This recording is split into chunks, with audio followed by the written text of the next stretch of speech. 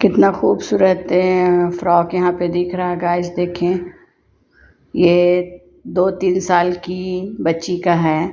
ये कितना खूबसूरत ये डिज़ाइनर फ्रॉक। आप देखिए, ये लाइट ब्लू और वाइट पे कितना खूबसूरत रोज़ फ्लावर लग रहे हैं फ्रॉक के ऊपर।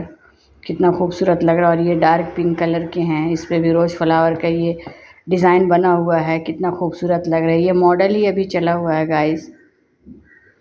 और हम अभी बच्चा पास सिल्क हाउस में हैं। ये भी देखें गाइस, ये भी कितना खूबसूरत फ्रॉक है। अभी बच्चा पास सिल्क हाउस में गाइस अच्छा ऑफ़र चले हुए हैं कई महीनों से। मैं देख रही हूँ कंटिन्यूअस कि ऑफ़र ही ऑफ़र हैं। और बहुत वैरायटी, बहुत तरह की चीज़ें यहाँ पे अभी हैं।